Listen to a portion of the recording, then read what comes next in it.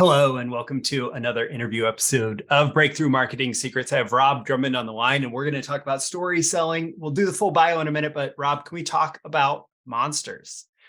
Love to. Awesome. Well, in your book, you talk about the power of a monster in storytelling. And of course, this works for fiction and like literal monster characters, right? But it also works for story selling. So, in that context, what do you mean by monsters and what role do they play in selling stories? Well, in my book, I talk about overcoming the monster as being one of the plot archetypes, and this obviously exists in literature. So we have various type. If you think of Lord of the Rings, you've got Sauron as the monster. I think in day to day, so yes, we have monsters that we interact with, but I think often the monsters are potentially even the demons in your head. And you writing a story about you overcoming the monsters in your past, in your head, that are holding you back, that could also be a good application of the monster that is maybe more applicable actually to daily life. Yeah, so much, especially if your business, if your story selling has anything to do with, I want to say personal development, but not just like that narrow space of personal development, but anything about growing careers, growing, just overcoming any kind of challenges, Mm. relationships that can matter. There's monsters in trying to figure out It your could be it financial could be a situation. person, it could be an old business partner who tried to hold you back or tried to steal half the business or all the business or whatever it was. Like sometimes there are actual monsters that you could potentially write about, but for me, a lot of my monsters are in my head, and I often get the highest engagement by writing about those demons. Yeah, welcome to the club. Mm. All right. Well, somewhere in this interview, I'm going to have Rob share the number one thing that you need to do to make your story selling more interesting, but not yet. So make sure you stay tuned for that. Rob Drummond is a multi-channel copywriter and marketing automation consultant. He's based in Sheffield, England. He runs Story Copywriters, where he helps coaches and consultants attract a steady stream of ideal clients by telling their story. Among other client successes, he worked directly with Perry Marshall as a copywriter at his Paradigm Shift workshop. And I met Rob through Perry's group. And by the way, also, Rob just interviewed me for his podcast. So we'll make sure to share that as well. Rob, let's dive in. In your book, Simple Story Selling, you describe storytelling as a business growth lever. Can you explain that? Yes. So in your business, there are various levers. So I have to credit Chris L. Davis for this concept. And he describes there being various levers in your business that, when pulled, can catapult you from one level to the next. So another example would be, once you've gotten off the ground, creating a degree of systemization and processes and documenting what you do so that you can replicate and delegate some of the lower value tasks. That is a lever that can take you from one level to the next. Yes. I believe if you run a certain type of business, if you run a personality driven business, if you as the founder are front and center in the business, then your story and your ability to tell your story, because your story is going to be tied to your purpose, and people have to buy into your purpose before they'll buy into you. So your ability to tell your story in a relatable way, in a believable way, in a way that fosters empathy, is a lever that can take you from one level to the next. And when done correctly, I think it's almost like a night and day situation. It's like, the night version is where you're struggling to generate leads, you're not really getting traction, and then suddenly you put it's almost counterintuitive. We're kind of taught to kind of always be, talking about benefits and features and so on, and all of a sudden you're talking about yourself, but then people actually do relate to it, and it almost like attracts the right person to you. For sure. Like, and I want to say this is one of those things where there's that question of like, does this apply to my business, right?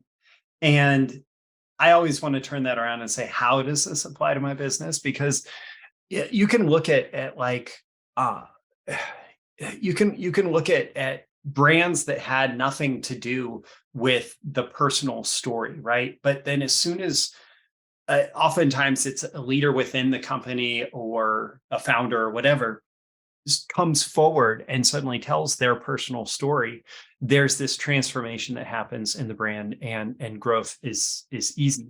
Like, even get to like investing. Investing is something where most people don't think, okay, um, a personality or stories drive the success of an investment brand, right? But then you look at Warren Buffett, Mm. and people invest in Berkshire Hathaway. Like, yes, it's great investment. He's a great investor, but his annual letters are read by the entire investment world. They're full of stories and wisdom that's conveyed through stories. And like, uh, you take things that feel like they're completely not related to story, and it can be transformational. That's cool. Yeah. Yes. Just as you were talking, I was thinking of Infusionsoft, Yeah. which is now called Keep. It's the Yes. CRM marketing automation system. I was involved in Infusionsoft as a certified partner for a number of years. And the reason that we all stuck around was because of Clayton Mask and his voice being front and center, and him being very authentic and very vulnerable in his story of how they founded Infusionsoft. And I think we kind of stuck with it for quite a long time because of that. Yeah, for sure. So you take something like software, CRM software. Yeah, Mm. boom. Um, Excellent. Well, one of the things in another, I'm kind of bouncing around in your book a little bit here, but one of the insights that really jumped out at me was you talked about stories making great content for sales follow-up communications. So email and beyond, right? Um, Talk to me about like why story fills such a powerful role there, and a little bit about that. I think it. So for me, I spend a lot of time helping people tell their personal story, and I think Okay. often this goes well in follow up conversations because you've already got their attention somehow. So this isn't normally the first thing that people see when they very first come across you. You normally have to capture their attention by describing a problem, agitating it, following a lot of this systems that you talk about in your work. But Yeah. then beyond that, it's like someone walking past your picture in an art gallery, and the picture stops them from walking by. They admire the picture, but then they look at the bio underneath. They then read the bio, and that's because then they want to know, well, who wrote it, and that's where it's the bio that then informs them about you, and that's kind of the same role that the personal story plays, because they're not just wanting to know, yes, can you solve that problem, but also can they trust you? Do they have you walk the path that they are trying to follow? Are you a credible? Are you credible, basically? And that could be your personal story. It could also be stories from your customers. So there's various sources that you can pull these stories from. But yeah, it's that kind of staying in touch. Obviously some people are going to buy quite quickly, but I think for most businesses, especially most businesses that I work with, they often have what I would call a waiting market, where you've got people who have opted in at some point. They've raised their hand, but they're not ready to buy yet. But they might be one day if you can stay in touch with them. So that's where you Yeah. need to be. I mean, you can't just send them information. It's Yeah. it's like if you're just sending them information, it's like asking them to eat dry bread over and over, and eventually, some people will eat a bit of dry bread, but we need filling, and the story is the filling that keeps people coming back for more. Yeah, so there's the consideration period, the purchase cycle, and they may already it's like a very quick purchase happens because somebody comes and they say, "Oh, you have a solution to my problem," and it's like a bleeding neck thing. Like I'm ready to solve this problem. I'm ready to invest in a But solution, yeah, and you've given me just enough trust that I'm going to get this solution that I'll invest. But then there's a whole bunch of other people who it's not quite a bleeding neck yet, or it's a small cut. It's not like, and so what makes it, but the time just isn't quite right, and you can't yeah, make yeah, people buy. People will buy when they're ready, and yeah. And sometimes you just got oftentimes to it is stay in that the game. accumulation of trust, like Yes. that's the point I was, I guess, trying to get to. And how does that accumulation of trust come? It's from getting to know you better. It's from connecting with you more. And so much of that, like going back, and you make a similar point in your book, like we've been talking, we communicate meaning through stories. going back to prehistory, right? Like even history has story as a root. I believe so. I believe so. And I Yeah. think this is very interesting. I mean, I write in the book about the Pec Merle caves in France, where there is artwork, there's artwork on the walls dating to about 20,000 BC, so kind of pre-Ice Age. And it depicts animals. It depicts animals in the surroundings. But, these people were documenting this and presumably telling stories about it. It hints at storytelling. So storytelling is one of the things that is, as far as we know, humans have always been telling it. Yeah. And that means that, it's like if something goes back 30,000 years, it's likely to also go forwards 30,000 years. It's not going to disappear tomorrow. So it's a foundational principle. ChatGPT has been around for a few months. I think it will be around for quite a long time, but often these things are really, if something's only been around for a few months, it might only be around a few months ahead. Yeah. Yeah. Maybe TikTok is the better example. Yeah, perhaps. So I like in your book that you say selling stories should entertain first and educate second. Tell me why, but make it entertaining. Well, ultimately, we're not just telling stories to entertain people. We're telling stories to close sales.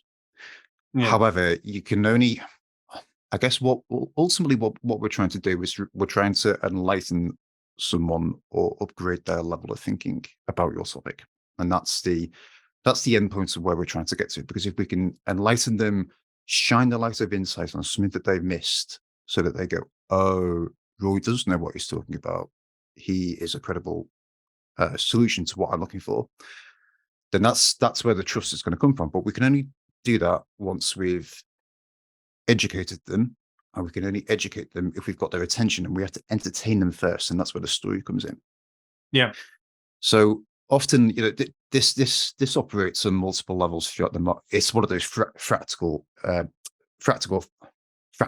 things, yes, where throughout, if you're structuring an email sequence, then you have the drama up front, where you open with a bang. You don't take people's attention for granted. You get into the meat of the story. You open a hook. You leave them on a cliffhanger, and you close that in the next email. But you can also do it in an email yourself. So in a single email, where you'll open with the story. You won't open. I think a mistake is often, especially in the early part of a sequence when people have first opted in, I think it's a mistake to go straight into the content and have this big section of content and then try to sort of segue into the story. It's like, yeah, you entertain first. You open straight into the story, and then you transition into the message. Yeah. So really, like, it's about there's a reference that I make to making the attention sale as like the first sale that we have to make as marketers, copywriters, salespeople, whatever. And if you don't justify, like, I have somebody pitching me through LinkedIn right now, and I can tell it's just like a kind of an automated sequence or whatever. And he pitched and he was like, how'd you get into this business? For me, it was kind of a happy accident. And it's just like, it's generic, right? And I know from his LinkedIn profile, this guy's like a business coach, right? And then he's trying to get me to book a call and all of this, but he hasn't, like, I haven't responded to him, but he hasn't justified why I should pay attention to him, There's so right? much of this on LinkedIn. Like, Yeah, I have a yeah. real love-hate relationship with LinkedIn. For sure, for sure. So like that whole, like, you have to make the attention sale. You have to give someone a reason to pay attention. And you And can't take it for granted. Like, we take it for granted that people are just going to pay attention, and you can't do that. yeah. And I think people actually pay less attention than we think, which is why you probably need to be sending more emails than you're currently sending.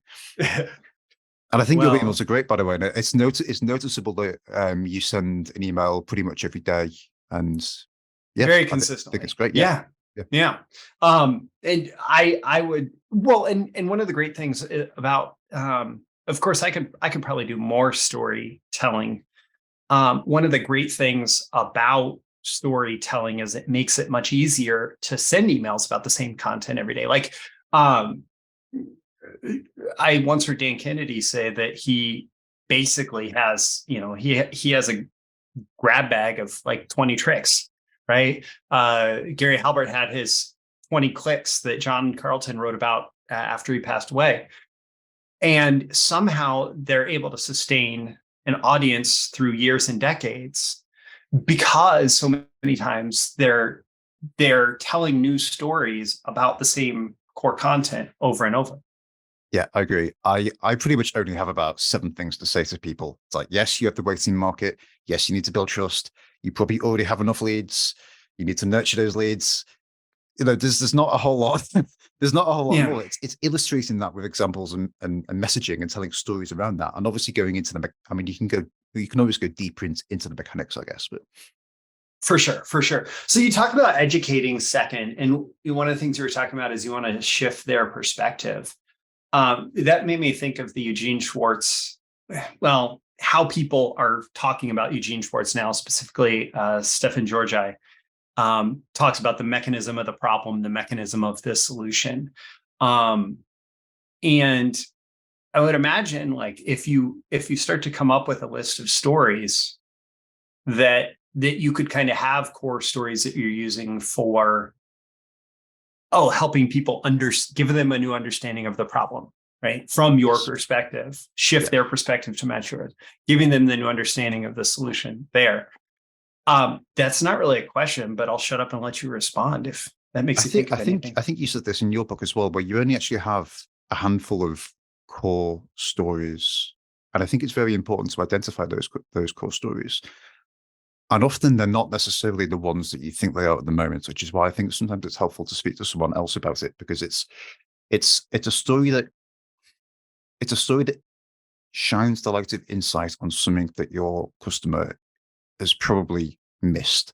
And it shines the light on insight on something that once they see it, they'll go, that's what I'm missing. That's the insight. That's the insight that I need. And it's shining that light of insight that effectively upgrades their level of understanding about what you do.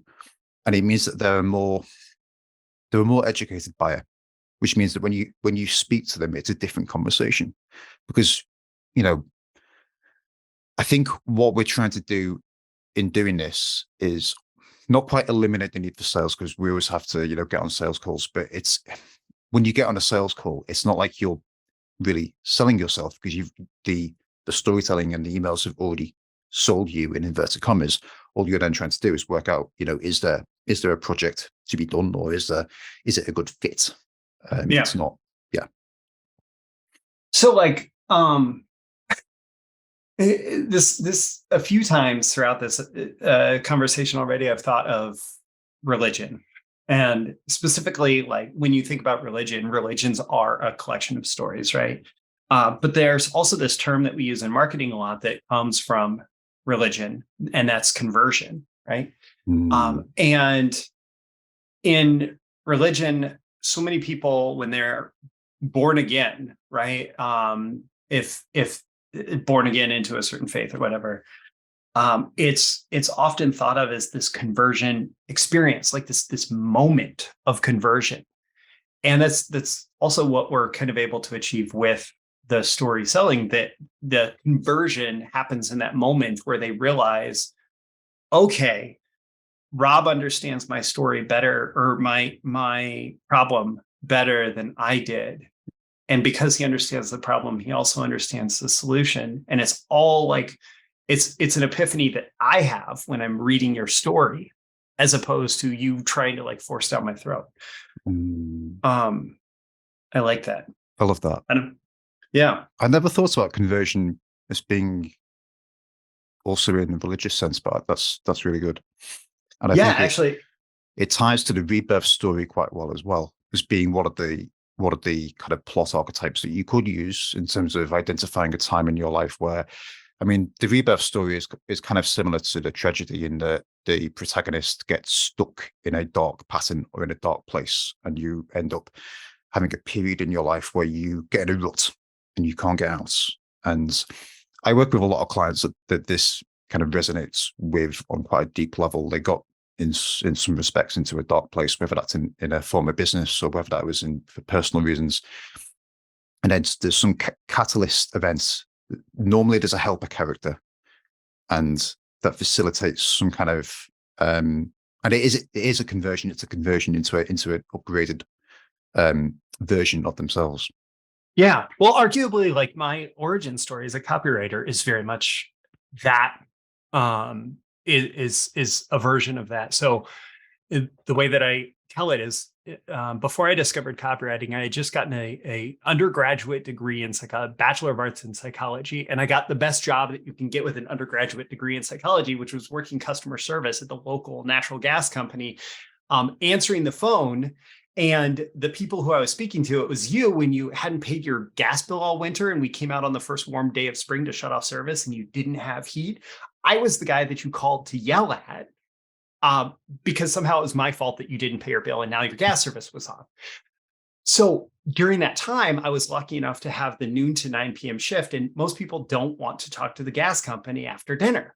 And so I had a lot of time between calls. And during that time, I found this book called The Well-Fed Writer. Now, I had considered myself a writer before this, but I didn't know anything about copywriting. Well, this book talked about how there were these writers who actually used their writing skill to write for businesses, and they got paid well. They were well fed. They got paid well for it, right? And so from that point, like he actually disparaged the direct response people, the sales letter copywriters, but there was something about that particular skill that to me was really interesting, that you could get paid for generating results in marketing. And from that point forward, like I just fell down the rabbit hole and the rest is history. So that's the rebirth from The call center. A really like directionless psychology grad, right? Working in a call center, getting yelled at for 40 hours a week, to copywriter, like in charge of my own destiny. Mm. And I love that you said that you've always been a writer as well, because I definitely feel like that. Like I tried to write a book when I was about 8, and everyone it involved a desert island and monsters, and everyone that read it said it was really great, but I didn't really know where I was going with the story. I hadn't planned it out. I didn't understand planning at that point.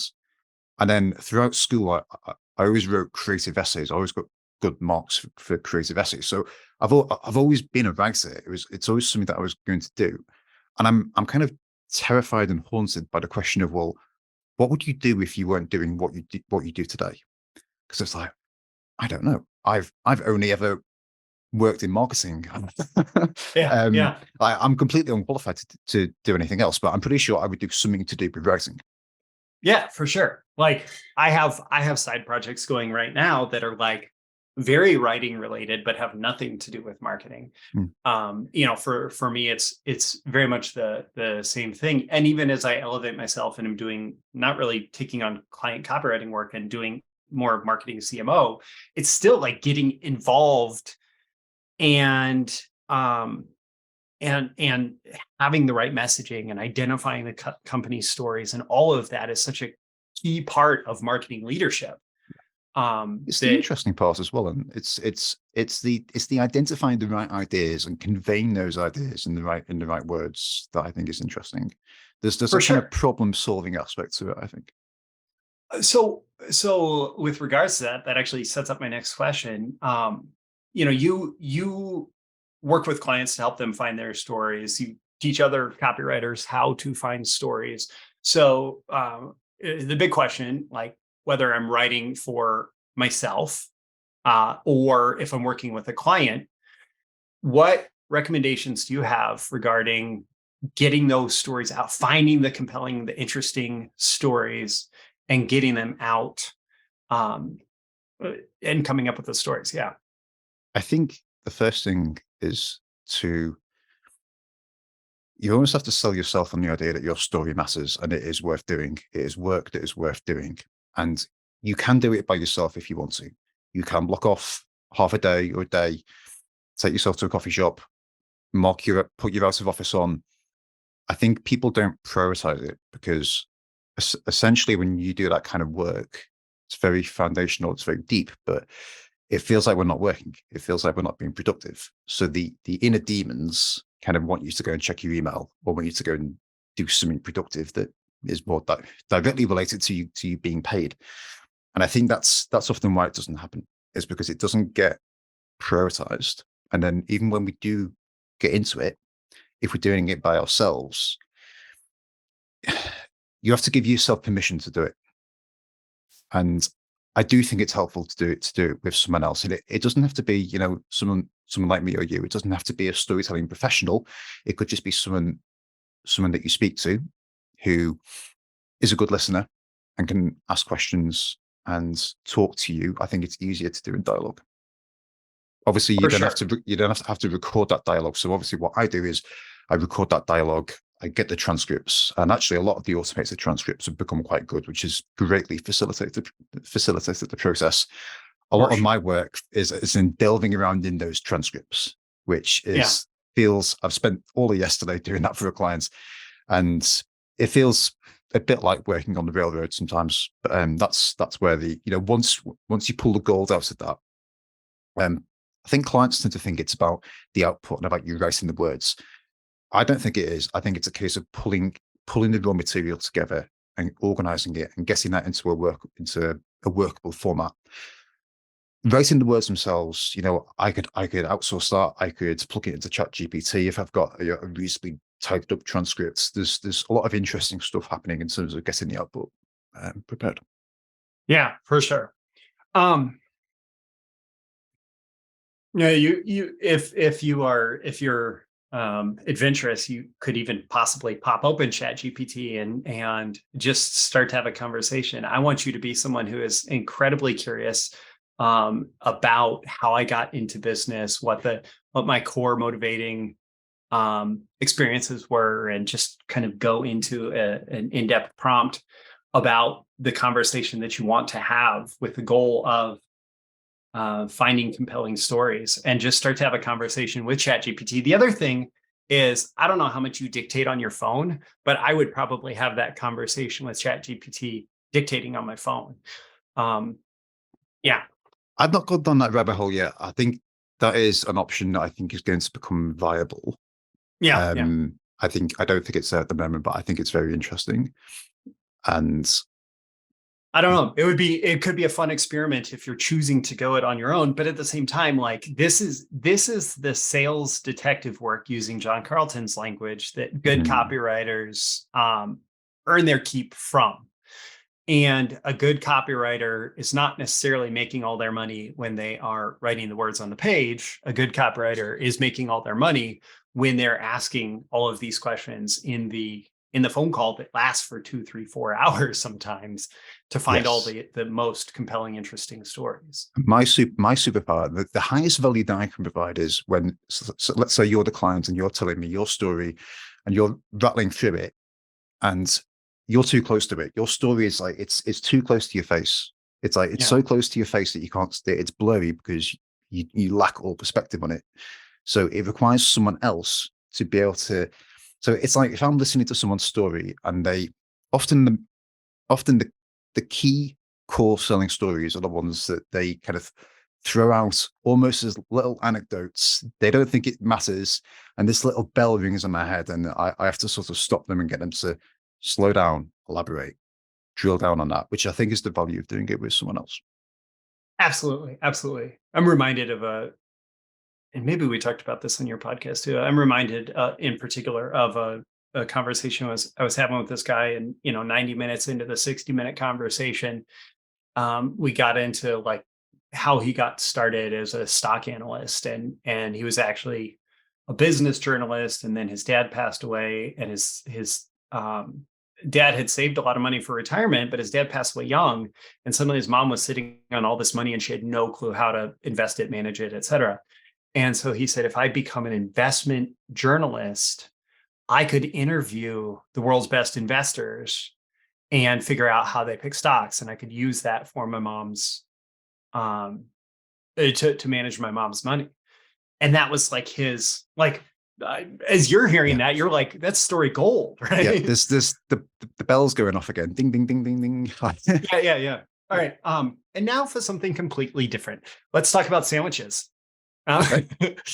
So in your book, I really appreciated this metaphor, or I don't know, visual, whatever. In your book, you talked about closed and open sandwich formats for storytelling, and I think you kind of teased at this a little bit earlier. But can you tell us what closed and open sandwich formats are for story selling, and how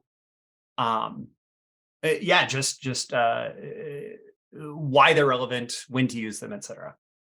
So if you think about a sandwich, at least in the UK, a sandwich would be slice of bread, filling, slice of bread. So the story is the filling in the middle. And you've got various types of filling. You can have different, you can have a lot of filling, you can have a thin layer of filling, so the content, the information that you're trying to get across to people is the bread. And if you're only including information in your communications, then you're just handing someone dry bread. So you have to have the filling in it, but it's the question of where do you put the filling? So in my book, I talk about two options for this. I talk about the closed sandwich, which is what we would think of as a normal sandwich with a slice of bread on top. But if you go and order a sandwich in Amsterdam, they will have an open sandwich. So it's just a slice of bread and filling on top, which to me makes no sense because you try and eat it and all the filling falls on the floor and it's silly. But yeah, that's the open sandwich. And in that format, you go straight into the story. And this holds a lot of. So when I'm teaching people to tell their stories, I try to get them to follow the open sandwich format because I think generally it's more engaging because you go straight into the story. I try to get people to go straight into the drama. So if you're structuring the story, if you're just telling a story, often you tell it chronologically. So you'll start off with the context of the story, where you were, who you're with. I'm like, no. If we really want to grab someone's attention, let's start off with the drama. Like what a great movie would do. If you think about Batman or something, they open you in the opening beats and the opening scenes. The Joker's doing something terrible. Yeah. It goes straight into it, and you can do the same. You can do the same in your emails. The question that I talk about in the book is: should you use the closed sandwich format or the open sandwich format? In a business communication, often you want to. It kind of depends how well someone knows you. I think if someone's been on your email list for a while, if you're sending your regular daily email or whatever it is that you're sending out, I think you should lean on the open sandwich format more. Don't. It comes back to not taking their attention for granted because you can't take their attention for granted. So go straight into the story. However, I think for brand new contacts who've only just opted into your world, sometimes you have to give them a little bit of a clue as to where you're going with it. And Yes. if they're in problem solving mode and yet that they're trying to solve an immediate problem, sometimes you have to tell them that you are going to help them solve that problem in this email, and then you go into the story. That reminds me of John Benson in his 3x VSL formula. I picked this up there. I know that it was derivative of somebody else. But he would have this statement right before he went to his backstory. And it was a variation on this, like if I'm saying it, I wasn't always an A-list copywriter and world-renowned marketing consultant. Right. I wasn't always this. And then boom, you hit the backstory, right? Yeah. And it plants this It gives you a clue, doesn't it? All yeah. we're doing is giving them a clue. And once you get into the story, you find that then you're away. But so it's ideally it's not thick slices of bread with a little bit of meat in the middle. It's like a very thin slice of bread on top, just to make sure the sandwich has something to grab onto. Yeah, on both sides. It's not 3 paragraphs of bread. It's the thinnest slice. It's more like a wrap. Yeah. So why should you always write stories as fast as possible? Talk about that.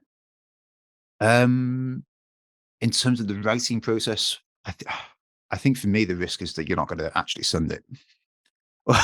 or or that you're going to second guess, is this story worth telling? I have clients who obviously obviously I train people how to tell their stories, and the biggest demons are in their heads in terms of they get stuck on it, they second guess, is it worth sending? And often the stories that you almost didn't send are the ones that you're going to get the best response from, because that's just the way it works. So I think speed is really important, and you should be able to come into work in the morning, make yourself a coffee, block off, say 45 minutes, write a story. Perhaps you can then give it to someone else in your team to queue up in your email marketing system. But it should be doable in sort of 40-45 minutes. I think if it's taking longer than that, it's going to eat too much into your time, especially if you're the business owner. There's too many other demands on your time.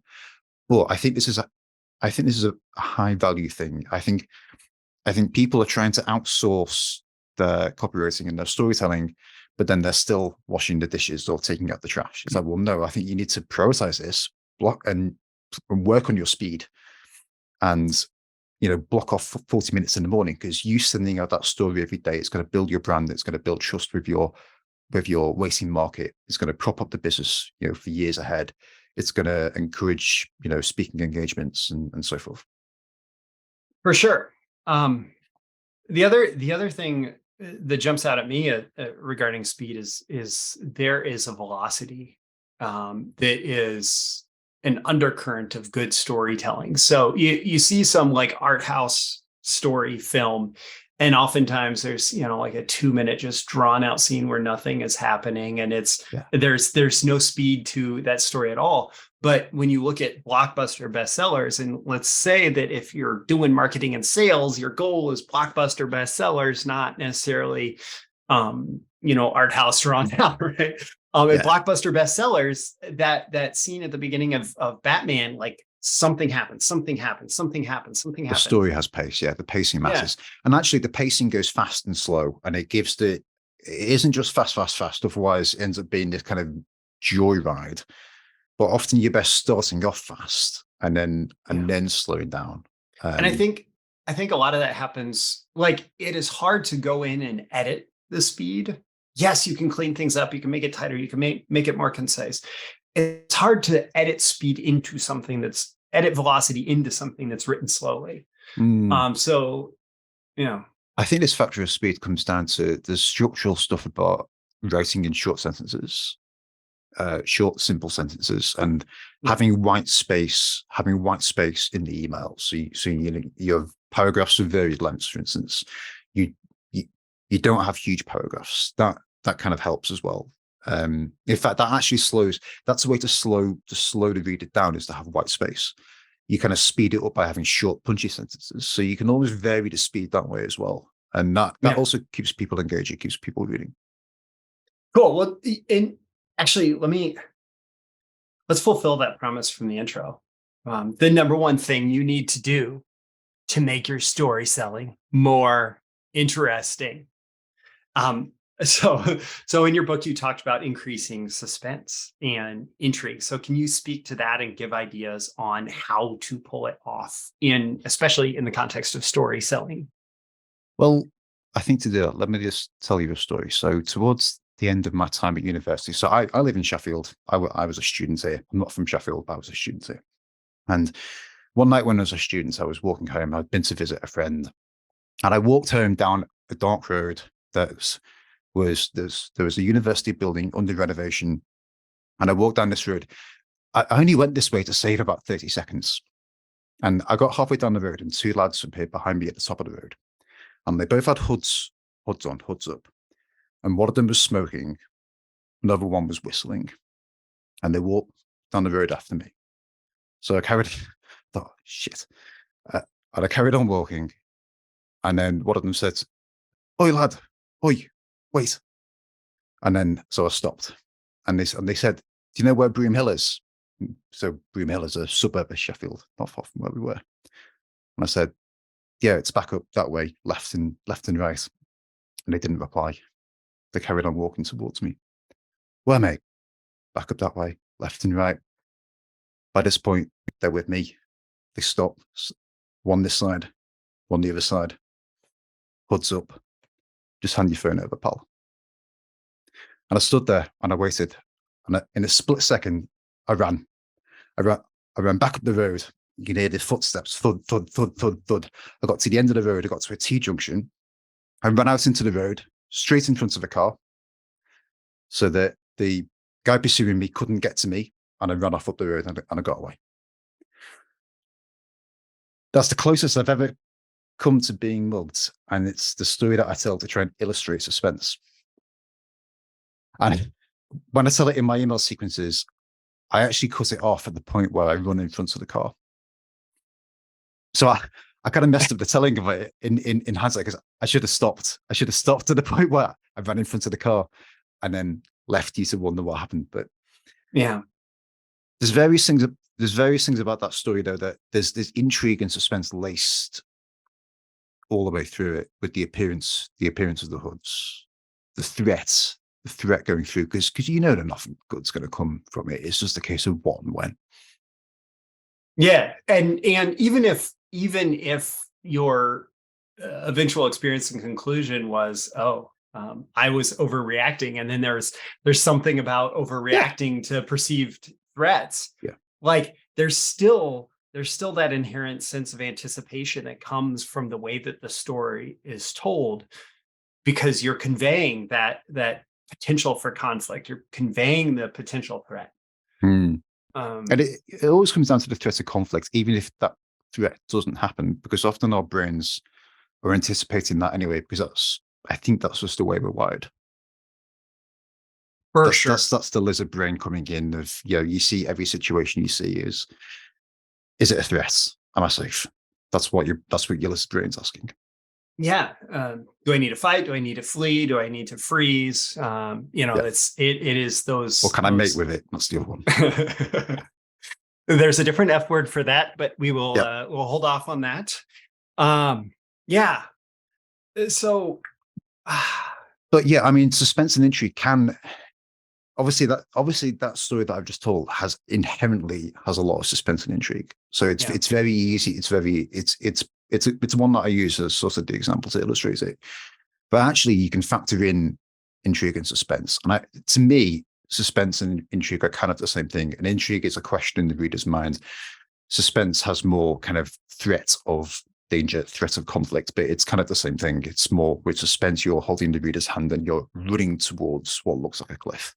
Well, yeah, it's about any sense of anticipation that you can get, and obviously threat and conflict have an especially visceral power to elicit anticipation. This you can't look away, the rubbernecking. But even so, it was a little on the nose, but I made sure to include the number one thing you need to do to make your storytelling more interesting in the intro to this, because we're teasing, we're projecting into the future of something coming. And our brain's always future pacing. We're always trying to figure out what's coming next. And you've opened that, and you've started off the train of thought that's going to lead people to try and decide what that is. Yeah. Well, I had a couple more questions that leapt out as I was reviewing your book and prep for this interview. I liked your distinction between current and core stories. And I think that it's a useful thing to think about in terms of, like, as you're collecting stories to tell. So let's talk about current and core stories. What's the difference? What's the definition of each, and when is each relevant? A current story is a story that is something that you've been up to today, or something that your kids did this morning, or, I tell stories sometimes. So I go running. I'm a barefoot runner. Only on grass, it has to be said, but I run barefoot in parks and fields in the temperate months. So I write stories about that. It's the stories about the things that I've been up to, and people relate to those stories because it's the things that you're doing on a day-to-day basis. But often I think you need to be capturing those stories. And sometimes a current story, all of the stories that you have, you can reflect back on them in the future, and they either gain significance or they lose significance. And sometimes when you come across a story, and it's never obvious at the time which of your stories I think are going to become core stories. So the core story is something that illustrates the real you. It illustrates a kind of change in direction in your personal trajectory. And the thing is that these core stories are never obvious at the time. They just manifest as current stories. It's just something that it's usually just something that you did today. Yeah. So in my email sequence where I tell what to my best understanding are my core stories, I introduce it with an example of a current story where I'm looking after my son Hugo. It was when my son Hugo was about 6 months old, and it was the first time I'd ever had him by myself for the afternoon, and my wife went off to have her haircut. So I was with Hugo in the centre of Sheffield, and then suddenly you've got this baby and a pram, and I was not the provider of milk. And you're trying to work out, is the pram going to fit in the shop? Is he going to have a meltdown? Has he done a poo? Should we, where can we go to have a wee? Because you can't just nip in somewhere to have a wee. You have to go to a bar. You have to go to the bar. You have to ask for the disabled toilet key. You have to take him to the toilet. And then eventually I met it with my wife about 4 hours later and related all that had happened. And she was like, yeah, that sounds like my life, 24 hours a day. So I told it at the time as a kind of current story, but I've since reflected actually that it is, I think it is actually a core story. It's a story about me growing up as a dad, developing as a dad. So, but it's only that period of a couple of years since where I've gone, actually, there was some kind of more foundational change happening there. And there's like an essential internal transformation in the external events. At the time, I just thought it was a pain. I just thought it was a pain. I mean, it was a funny story. But yeah, I think in hindsight, it's transitioned to a story that I do tell to illustrate taking responsibility and being a dad and being present for my kids and organizing my business so that I can do things like that.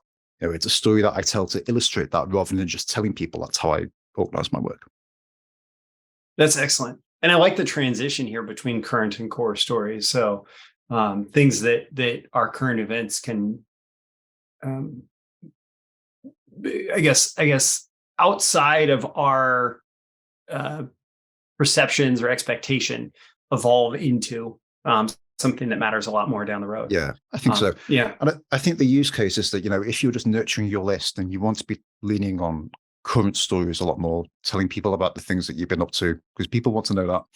But when people first kind of opt in, when people first buy your product and you're kind of letting them know the real you, I think you want to lean more on your core stories and let them see the stories that have led you to where you are today. For sure. Excellent. You have a section called constraints or liberating. What do you mean by that? Very hard to write with the unlimited space of the blank page in front of you. It's actually a lot easier for me to tell you to write a story to tell a story that follows the rebirth structure and say, write me a story about a time when you got into a really dark place in your life. It could be a personal situation. You got stuck there for a long time. And then somebody helped you and showed you some kind of insight that unlocked a key to allow you to move forwards. That's a constraint. It's a framework to kind of work within. And it's actually easier to think of a story than if I just say, tell me a story. It's like someone asking you to crack a joke. It's like you just can't. It's too vague. Yeah, for sure. I still remember we think we want to be liberated from all of these constraints, but actually we need the constraints and we create the constraints, I think. Yeah. I still remember I was taking a poetry class in college, and I didn't say this about being a writer, but one of my first major things that I did as a writer was I self-published a book of poetry in college. And I don't necessarily encourage people to go out and find it, but the teacher had this like crazy constraint format that we were supposed to do for this. And actually the teacher misexplained it and apologized later for misexplaining it. But we were supposed to come up with 6 words And I actually ended up just grabbing a dictionary and randomly flipping to pages and finding words that I liked on those pages. And so it was like, it was supposed to be 10 syllables ending in the word for each of the 6 lines. And then there was a rotation structure. So you had 6 verses. And then there was a last verse that it was like the words had to hit on syllables 5 and 10. The ends of the words had to hit. And with all those constraints, I wrote what is probably the best piece of poetry that I've ever written first. And then I wrote an entire book that wasn't as good as that. Yeah. I think it just engages your problem-solving brain because it presents the brain with a problem that is structured to solve. And that's all it is. Yeah, I think poetry is a great example. There's all sorts of like poetic structures that people follow that sounds like it's doing mental jujitsu to kind of write something like that, but it's actually easier because it gives you a framework to build on. Yeah, it's almost like it distracts your conscious brain, so your subconscious or unconscious can do the like really good work. Okay, so I want to pivot here and tell people where they want to where they can get more from you, and like the best first place is your book, Advanced Story Selling. Now, I want to tease a little bit because there were some really cool things in there beyond what we've talked about. I really liked your why, how, what circles. I thought that was a interesting concept. You have the expert victim flaw, which was a good lesson. That's completely stolen from Perry Marshall, but yeah. Well, hey, many of our best ideas are stolen and adapted and told with our own insights and perspectives. I actually borrowed that from Joshua Russell, who was interviewed by Perry Marshall. And Joshua Russell is a film director, and he was describing it as a character. He was describing, what constitutes great characters. Yeah. Well, I'm not trying to give away too much here. So expert victim flaw is part of what constitutes great characters. And one of the ways that I teach story selling, or one part of my teaching of story selling, is that